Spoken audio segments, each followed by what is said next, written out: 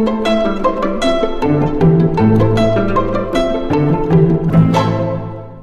hello everybody, this is your writing mentor Jim Parsons with another lesson in Write That Novel Now. This is lesson 3, and in lesson 3 I'm going to do 3 things.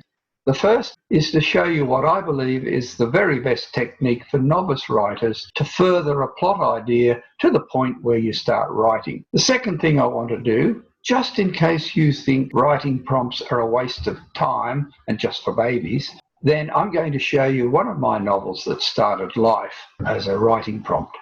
And the third thing I hope to do at the end of this session is to offer you a writing competition, just a short piece that won't take too much out of your life. Send in your entries and you could win a structural mentoring package with me valued at $99. So stick around till the end of the program. Okay, so where did we leave off last week? I showed you the 2 extremes of the techniques that authors use to get from plot idea through to starting to write. And the 2 extremes were follow the plan, follow the pen. When you follow the pen, you just start writing, you've got no idea what's going to come out. When you follow the plan, if you do it to the extreme, then you wait until you have everything absolutely pinned down, nutted out in your head, and then you start writing. Now let's see what happens in practice. Do you remember where we left off? I said that we could either follow the pen, write in a very creative manner, or follow a set plan that we have preconceived. Well, in fact, no matter which one of these you choose, at some stage you're always going to lean over to the other side. For example, if you're following that plan that you've worked out very carefully, at some point you must allow room for creativity. When your characters start to speak to you, and they do, when that light bulb moment happens and you say, of course that's what he'd do. What you're doing there is you're diverting from your plan and you're moving over to the right-hand side of the page, shall we say, and you're starting to be creative and follow the pen. There's that old adage, the best laid plans of mice and men go awry. And so your plan may need fixing, even though you didn't realise it. For example, you get to chapter 20 where Nancy receives a letter from George, and then you remember that you killed George off in chapter 10. Suddenly you've got to get creative again and find a way out of this fix. Even when you get right through your plan, there's sure to be some last-minute adjustments. Chapters that are too short and need joining in some way. Chapters that need lopping. Chapters that need padding. All of that moves you back over to following the pen, being creative again. If you're following the pen, the same thing happens. At some point, you're leaning towards the plan because you look at what you've got, you pause, you say, what a mess. What can I make of this? How can I pull out of this all the essential elements I need for a traditional plot structure? What do I have to strengthen? What do I have to get rid of? So you're leaning to the left here. You're looking at the plan. I've just removed all the blind alleys, all those many pages, sometimes many chapters that you've just had to get rid of because they don't follow the line that you've realised your story is taking. And even when you end up with what looks like a standard plot, there's going to be some inconsistencies you've written in there. And so you will refer to what will now be a new plan in your head and try to remove the inconsistencies. So do you see what's happening here? Both sides are meeting in the middle somewhere. And so I would like to suggest this to you. The most successful process takes the best from each.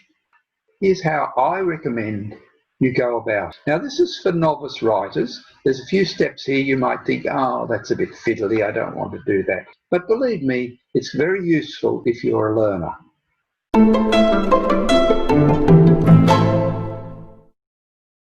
Now I say for novice writers, but I'm not recommending something that I wouldn't use myself. In fact, as I will demonstrate later in this lesson, most of my books have been written using a very similar technique to this variation of. It's not a case of do as I say. I do use this technique myself. First of all, you start with that sketchy idea. Write it down. Figure a few things out. Where is your story going to start? Where do you hope it will end? Have you got any idea of what happens at the high point? Do you have some characters? So you write them all down. When you've got that basic idea, you move over to following the pen a little. And I suggest you do some free writing where you find your characters' voices.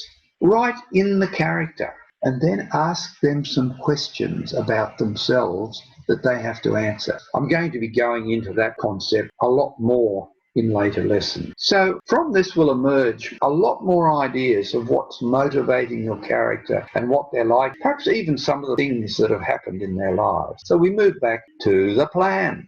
And now it's time to tease out a broad plot structure, making sure you now have all the essential elements of a good commercial plot. Don't fret, that's my next lesson. You're going to find out what those essential elements are.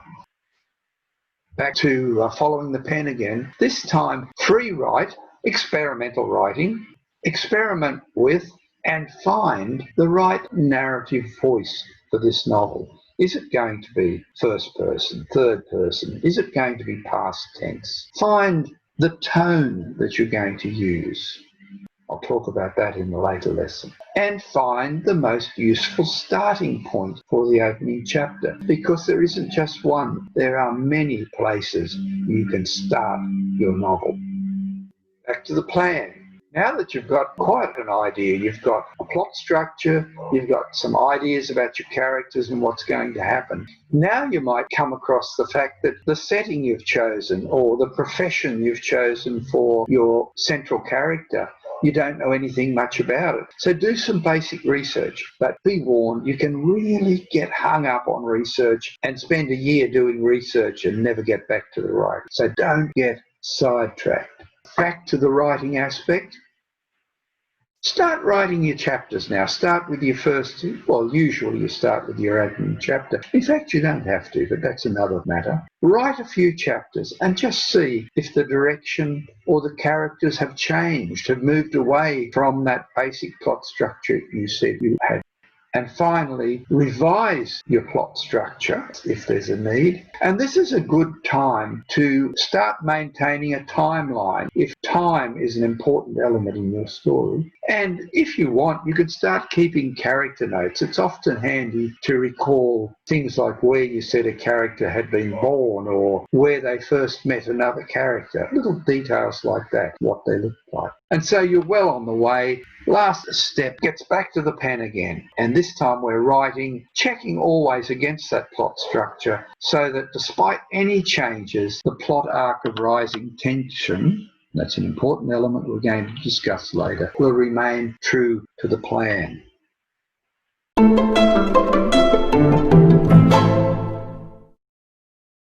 Now I use some terms rather freely in that section, like plot arc of rising tension. My presumption is most of you have probably heard these terms before, but if you have no idea what I'm talking about, please don't panic. I'm going to be talking about these things in depth later on. Just take in the gist of what I'm saying. It will all be made clear later on.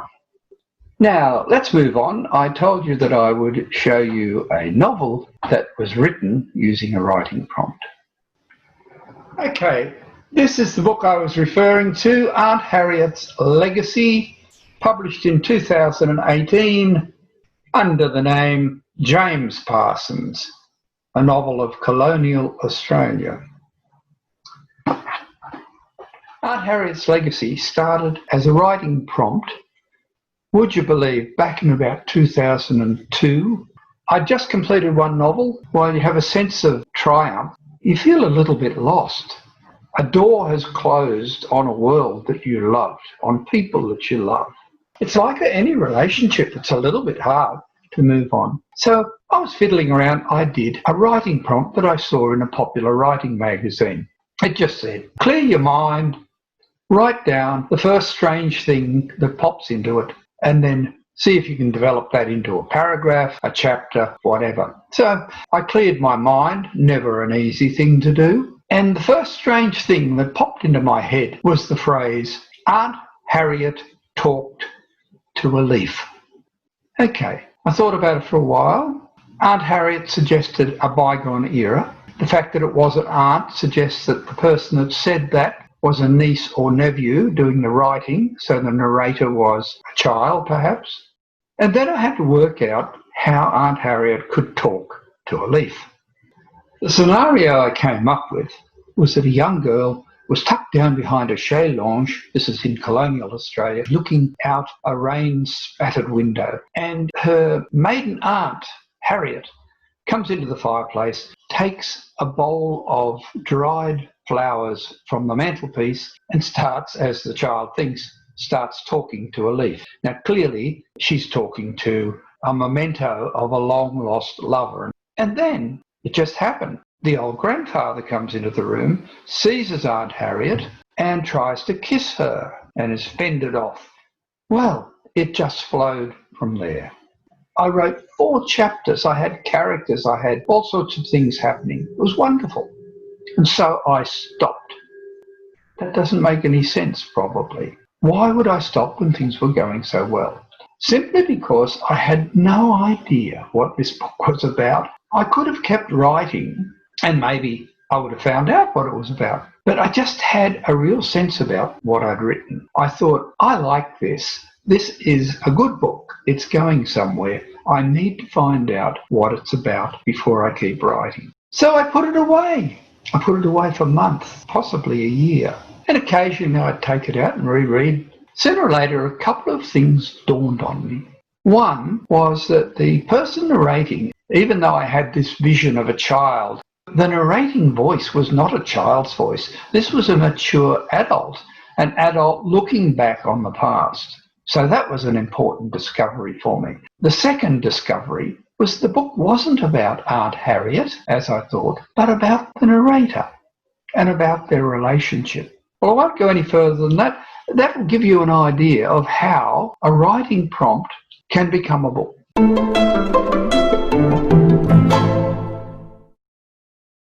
Now, I want to take Aunt Harriet's legacy and show you this writing approach in practice. You're going to see that I jumped from following the pen to following the plan and back and forward all the way through this process. I started, as I told you, free writing it from a writing prompt. I stopped. I waited for meaning and theme and plotline, not looking for it with the conscious mind. I waited. But once that came, then I had to follow up on that with the conscious mind. And I made some decisions. I decided to make Sarah, not Harriet, the main character. I looked for conflict. And I saw that Sarah was torn between devotion to her English great aunt who lauded all things British as the most noble possible. And she despised the colonial taint. She was scared of Australia. But the funny thing is both of these people are living in the home of grandfather Bartholomew Stokes, who was wealthy, a self-made man, the son of a convict, and very proud of Australia and a little bit scornful of the effete English. Writing all the time, and suddenly I realised that Sarah struggled to find her place in the world between these two human forces actually replicated the colony's own desire to cut the apron strings with Mother England. So Sarah became a symbol for Australia. Boy, couldn't wait to work on that one. I also thought about my use of those dried leaves. They were a symbol of lost love. And so I started to use leaves as a symbol elsewhere. I also discovered I had a hidden symbol for colonialism. I wonder if you can find it. Okay, that happened with my subconscious mind showing me these things. But once you have these things, then you have to put your conscious mind to work. And so I had to try and develop and strengthen those symbols and insert a few more here and there. Further writing revealed more characters. Characters kept popping up. It's the subconscious working, the imagination. The idea struck me to merge my fictional characters with real people, with historical personages. So that meant research.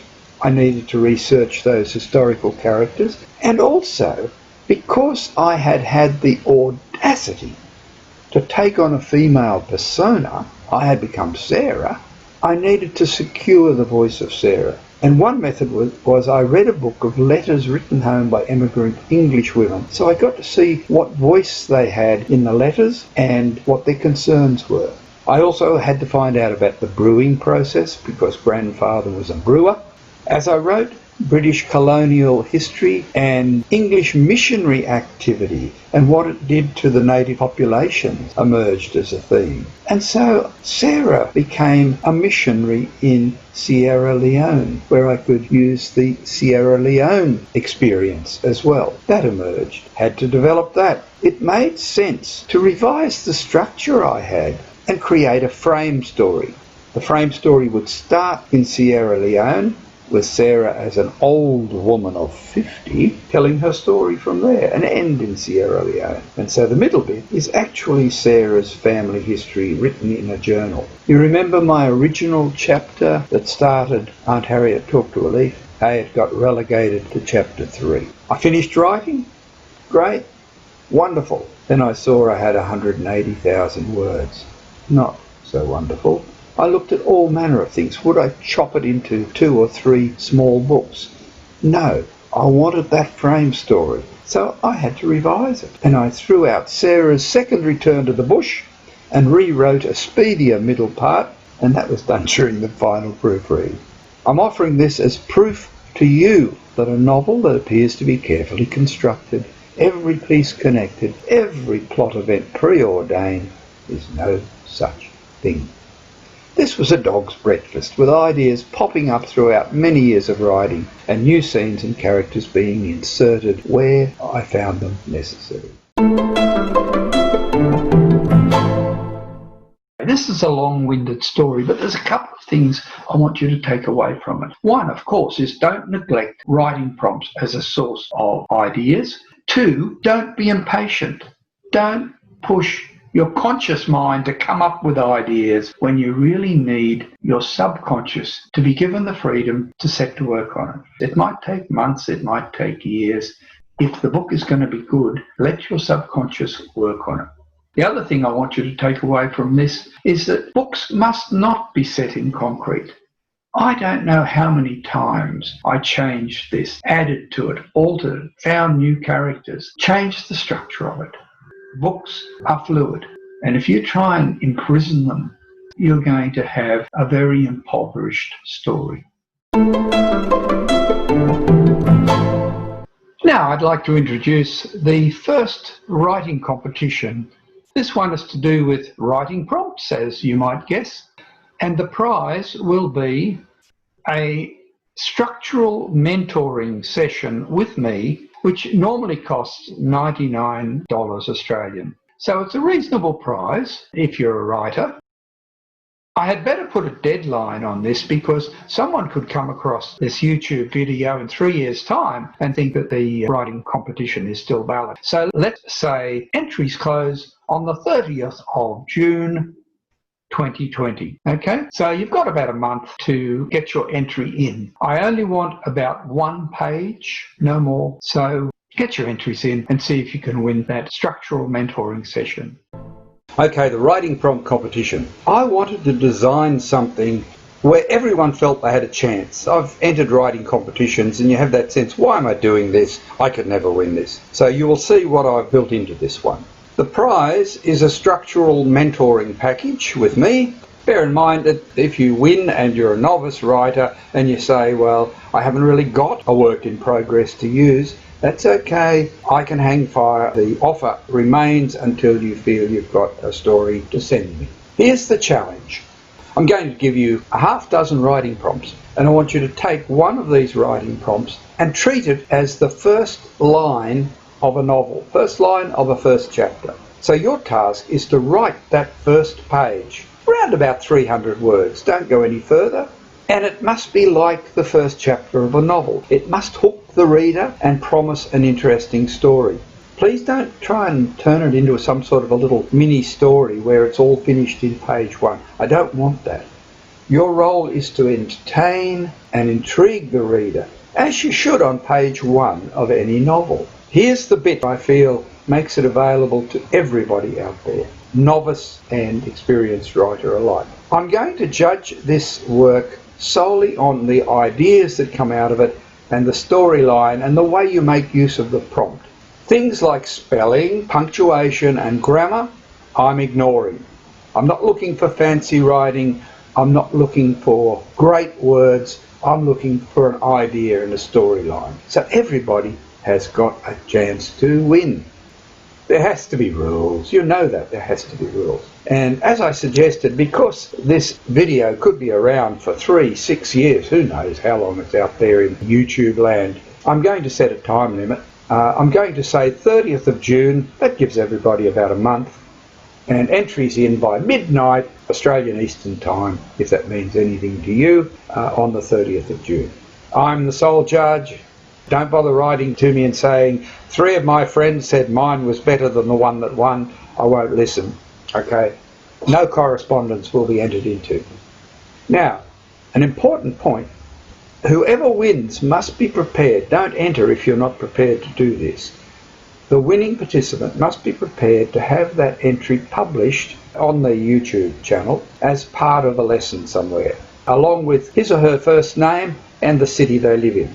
I want that because otherwise if I say, oh, prize has been won, many people might think there never was a prize, there never was a winner. So I want to be able to show who won it and what the winning entry looked like. I don't think that's unreasonable. So if you're not happy to have that done, please don't enter at all. I'm demanding a word limit of around 300 words. You don't have to count it religiously. It's approximately a page, but go over the page, you'll be disqualified. And as I said earlier, the page of text must explore the writing prompt that forms the first line. I've done writing prompt exercises in the past where it was clear to me that the writer simply took something they'd written years ago or something they wanted me to look at and pasted it on after the writing prompt, and it had very little to do with it. So I'll be very alert for things like that. You must be using the writing prompt. And now here are the writing prompts. Choose your prompt. She thought she had it hidden where no one could possibly find it. A bit of a mystery there, eh? Okay. It's not really so difficult, he said. Shall we begin? Number 3. Princess Elderwood had acquired her armpit fart technique from her Uncle Clodder and would occasionally use it to enliven a dull state banquet. Okay, you can have some fun with that one. Number 4. A little bit sinister. You say this one can't be bought? Then go find me something he's ashamed of. There's always something. One for all you romance enthusiasts. If this was love, why was he so reluctant to invite her home or introduce her to his friends? And a bit of a mystery there too. And the last one, you can take this in any context, anywhere. The crowd fell silent as he entered. You've got to hide coming back here, Andrew said. Okay, I hope you find those first lines entertaining, and I hope you can find something there to develop into a page of writing and have a go at winning that mentoring.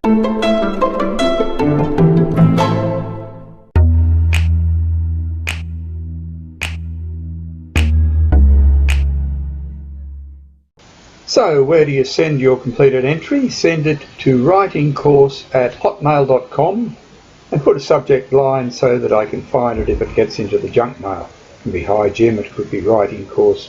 And when you send me your email, I will also put you on the mailing list to get notified every time a new video goes up on YouTube.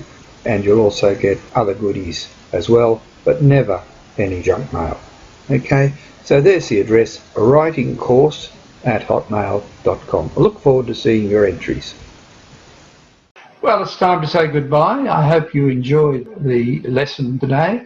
Next week, lesson 4, it's a very important lesson for both novice and experienced writers because I intend to run through the essential elements of a good plot structure for a commercial novel. Until then, you keep safe. Keep out of COVID-19's way.